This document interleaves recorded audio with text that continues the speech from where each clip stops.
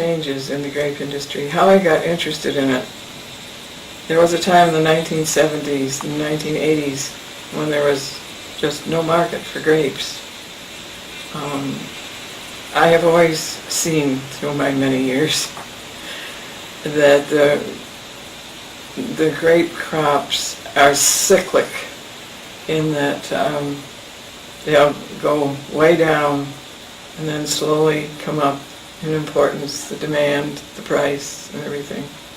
And then they go down again. Right now they're on the upswing. But back in the 70s and 80s they were definitely on the downswing.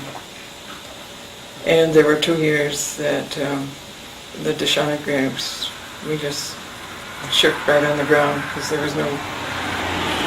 Now, is that another thing true, that the variety of grapes, the market for the different varieties changed? Yes, that was, the Deshanics are red, and the red grapes did not come into popularity, red wine as it is now. And we were not alone, there were many others too.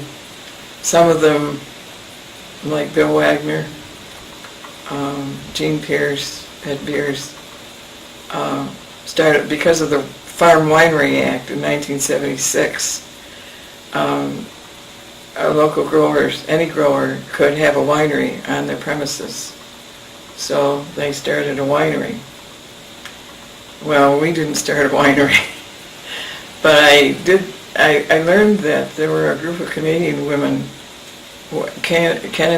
Canadian growers also had the same problem of no market, because there was an influx of imported wines in New York State, and that... Now, was this imported from California or other countries? Other countries, because of the Port of New York being down there in New York. That's where they came in. So I found out from the Canadian ladies about their organization, and they had really been successful in getting juice in the schools and different things to improve their markets. So I thought, if they could do it, why can't we? So I, along with other growers' wives, started Women for New York State Wine in 1981, 20 years ago.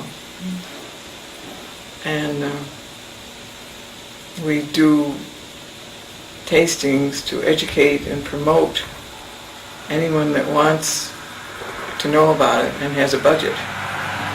And we reach between 1,000 and 2,000 people a year with our tastings and feel that we've been helpful. Now, where did these tastings take place? All over New York State. At what kind of place? Restaurants? Where they're having conventions, staying in like a Marriott or a Hilton or someplace like that. It's what we like to do best because they're all right there. They won't be driving. Although we're very careful how much we pour. But we're still going strong. We've done tastings on the top of the ski jump and up in Lake Placid, all over.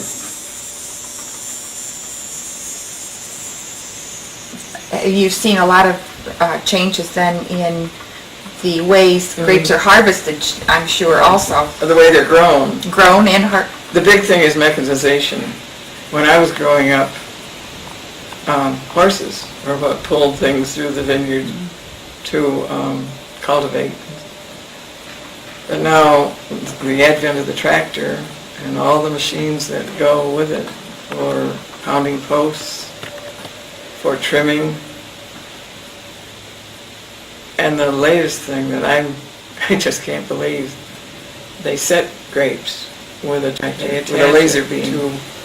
They attach the tractor, and there's a laser beam, and somehow the grapes come bottom side up with the roots sticking up like this. And the tractor turns them over, puts them in the hole, and goes on to the next one, right straight down the row. You have perfect rows that way. Yes, then. absolutely straight. So... Now what sets, another machine will set the posts when it's time? Must be. I didn't go into that. Oh, that's it. Well, I was just curious. Yeah. The hole is there, but the posts aren't there because that would interfere with. Now, the posts and wires have to be different now with the mechanical grape pickers, do they? Than No. No. No, it's the same wires. There are metal. Some people have metal posts because the wooden posts rot, tip over. Metal posts are much sturdier. And the laser planting we saw down in Long Island. And now I understand Herman Weimer is doing it here too. We catch on a little later. You get a chance to travel quite a bit with the gathering information about grapes and wines.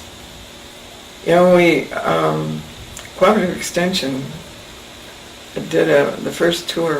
First time I rode went in an airplane was. We flew out of Buffalo on a chartered plane to California to see how things were done there. And that was such a big hit, then they organized one to go to Europe. So we saw grapes in France, Germany, we saw Switzerland. That was a great trip. Talking about grapes, can we take a view out your window maybe and see what you look at Yes. every day?